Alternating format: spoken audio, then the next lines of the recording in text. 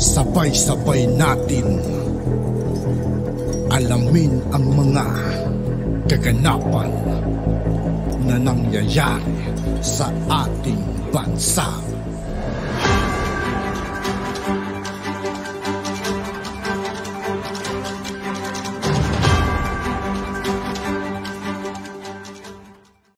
Yo, what's up mga kaibigan? This is I2K po again. Ngayon nandito ulit tayo sa channel ni Banat PH Update TV. Dito naman ulit tayo magbibigay ng komento at reaksyon. Kaya samahan nyo ako guys, let's go! Pero bago ang lahat ng yan mga kaibigan, sa lahat ng hindi pa nakasubscribe kay Banat PH Update TV, mag-subscribe na po tayo at huwag nyo rin pong kalimutan mag-subscribe dito sa aking channel.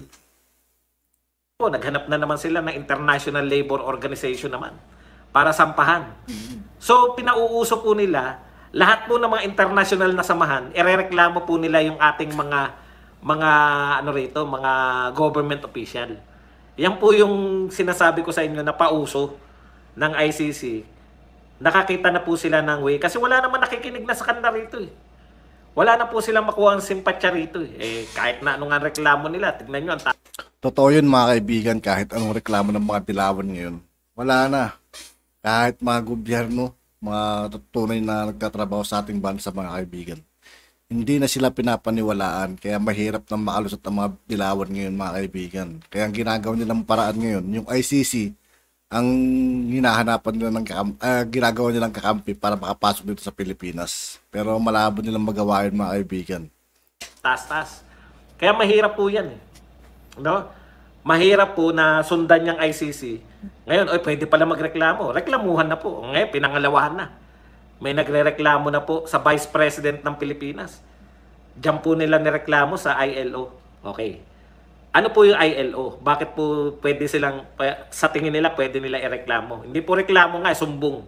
Teka lang, hanapin ko lang po yung article ulit. Nabura ko eh. Okay, ito po. Ayon po sa balita to ng CNN Philippines, no? Okay. Yung International Labor Organization, alam naman po natin yan na pinagtatanggol po niya yung mga laborer sa buong mundo. Di po ba? Ayan po, Alliance, ano po yung nireklamo ng Alliance, kanilang sinumbong? The Alliance of Concerned Teachers, ACT or AC, has reported the alleged red tagging of the Department of Education to the International Labor Organization, the Labor Agency of the United Nations. Ayan ha. Labor Agency siya ng United Nations. Wala pong problema yan. Tayo lahat dumaan dyan. Pinag-aaralan natin what is ILO. O ngayon, ayan po, ay kaugnay po yan doon sa sinasabi na allegation daw sa AC. Nung nanawagan sila ng 30,000 teachers, mag-hire yung DepEd, no? Last month. Sila po ay pinagbintangan daw, no? Ayan, no? Na ni BP Sara at saka ng DepEd National Task Force to End Local Communist Armed Conflict or NTF-ELCAC solely dedicated to incriminate AC and its leaders to armed revolution. So ini-incriminate daw yung AC and its leaders to armed revolution. Okay. Sa DepEd social media page signed by Sara Duterte, sabi ng mga taga-AC, nire-red tag daw po ni BP Inday Sara, DepEd Secretary Inday Sara Duterte, yung legitimate unions, kaya ito raw po ay violations of freedom of association and poses grave dangers to the life of our organization and leaders. Okay, ito po ang tanong. Malinaw po yan, dati na nilang binibintang yan. No, red tagging. Bukas po, alamin po natin ang sagot dyan yan ni Inday Sara. Tsak na tsak, sasagot bukas si Inday Sara. Takot lang sila kasi mga kaibigan na malaman yung mga anomalya dun sa may party list na yan. Dapat talaga buwagin na yan. Ano? Sare. Okay. Red tagging. Lagi po nilang ginagamit yan. No? Pag sinabi nilang, ano nyo naman kasi yung ano eh. Kaya ganyan. Kasi kinakampihan nyo yung mga NPA, kinakampihan nyo yung mga rebelde. Di ba? Nire-red tag nyo kami. Ang tanong, meron po bang batas laban sa red tagging?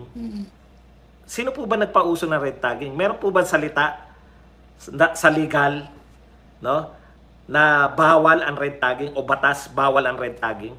Pauso lang po nila yan.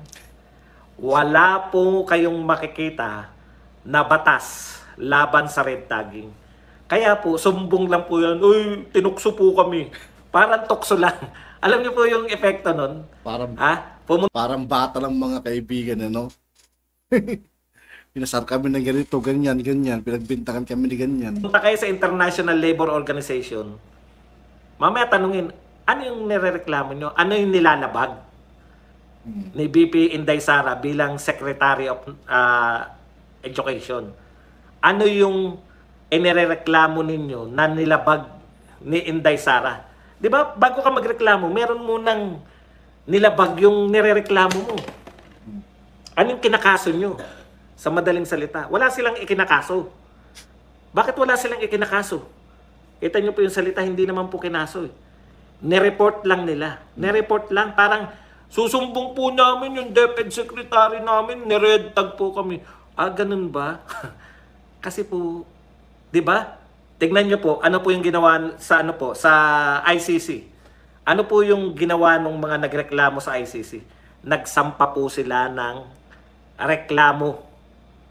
Kasi mayroon daw nilabag, di umano, si President Duterte. Ano yung nilabag daw niya?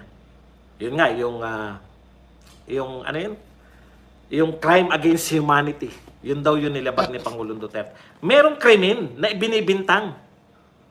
Dito po, ano po yung krimen na binibintang?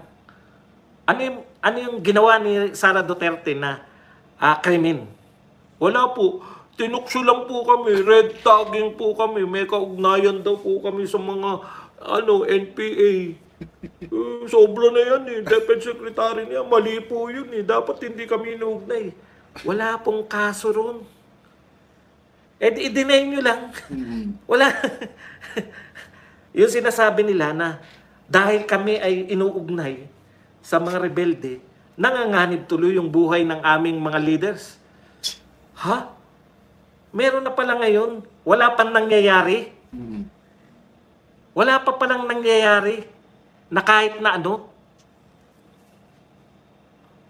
binibintang nyo na. Ibig sabihin, wala pong kaso ngayon ng red tagging. Hindi po siya labag sa batas. Oo. Alam niyo po ba yun na wala naman pong kaso ng red tagging? Ano po yung nilalabag sa red tagging? Wala po. I-deny nyo lang. Takot lang kasi sila talaga malaman yung mga anomalya dyan, yung mga kaibigan. So, to lang. May mga tinatagong anomalya kasi dyan. Sasabihin, kayo may kaugnayan kayo. Bakit wala pa po tayong kaso ng red tagging? No? Ang sinasabi nila, bakit ayaw nilang mare-red tag? Kasi nanganganib. At yun nga po mga kaibigan, dito po nagtatapos ng ating reaction video.